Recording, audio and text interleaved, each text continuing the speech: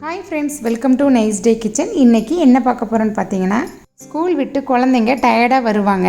குழந்தைங்க நல்ல எனர்ஜியாக இருக்கிறதுக்கு ஃபஸ்ட்டு ஏபிசிடி ஜூஸ் பார்த்துக்கலாம். அடுத்து சூப்பரான பிரெட் ஆம்லேட். குழந்தைங்க ஸ்கூலுக்கு போகும்போது எதுவுமே சாப்பிட மாட்டாங்க.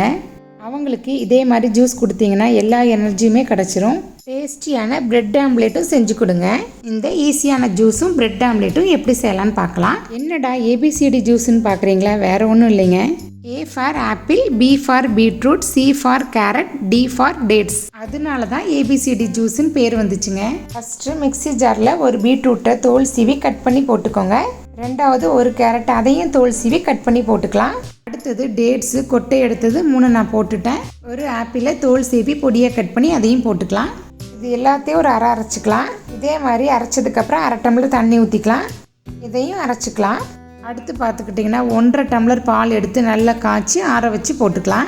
பால் போட்டதுக்கப்புறம் திரும்ப ஒரு தடவை அரைச்சிக்கலாம். இதே மாதிரி நல்லா அரைச்சதுக்கப்புறம் ஃபில்டர் பண்ணி எடுத்துக்கலாம். இந்த ஜூஸில் ஏற்கனவே லைட்டாக ஸ்வீட் இருக்கும். உங்களுக்கு வேணும்னா தேன் சேர்த்துக்கலாம். பெரியவங்க குடிக்கணும்னா இனிப்பு போட வேண்டாம். குழந்தைங்களுக்குன்னா தேன் போட்டுக்கோங்க. இந்த ஜூஸில் அவ்வளோ சத்து இருக்குது. நீங்களும் ட்ரை பண்ணி பாருங்கள். அடுத்து பிரெட் ஆம்லேட் எப்படி செய்யலான்னு பார்க்கலாம். பவுலில் 2 முட்டையை உடச்சி ஊற்றிக்கோங்க. ஸ்பூன் வச்சு முட்டையை நல்லா பீட் பண்ணிக்கோங்க. அடுத்து காய்ச்சி ஆற வச்ச பால் 1/2 டம்ளர் போட்டுக்கலாம். இதையும் நல்லா மிக்ஸ் பண்ணிக்கலாம். ஸ்டவ்வில் தோசைக்கல் வச்சுக்கோங்க. நல்லா சூடாகட்டும். அதுக்குள்ளே பிரெட் ஸ்லைஸ் எடுத்துக்கலாம். தோசைக்கல் நல்லா சூடாகிடுச்சு. அடுப்பை கம்மி பண்ணிக்கலாம். அதுக்கப்புறம் நல்லா மிக்ஸ் பண்ணி வச்ச பாலும் முட்டையும் இருக்குது பார்த்தீங்களா, அதில் பிரெட் ஸ்லைஸ் எல்லாம் இதே மாதிரி நல்லா டிப் பண்ணி நம்ம தவாவில் வச்சிடலாம். பிரெட்டை ரொம்ப நேரம் பாலில் வைக்கக்கூடாதுங்க. உடனே எடுத்து தவாவில் மாற்றிடணும். 1 டீஸ்பூன் ஆயில் எடுத்து இதே மாதிரி மேலே போட்டுக்கோங்க. உங்களுக்கு நெய் பிடிக்குன்னா நெய்யும் போட்டுக்கலாம். ஒரு பக்கம் வெந்துருச்சு, மாற்றி போட்டுக்கலாம்.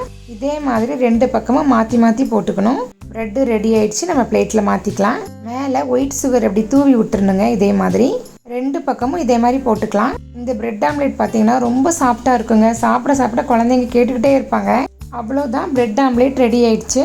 இந்த வீடியோ உங்களுக்கு பிடிச்சிருக்கும்னு நினைக்கிறேன். பிடிச்சிருந்தா லைக் பண்ணுங்கள், ஷேர் பண்ணுங்கள், மறக்காமல் சப்ஸ்கிரைப் பண்ணிடுங்க. தேங்க்ஸ் ஃபார் வாட்சிங்.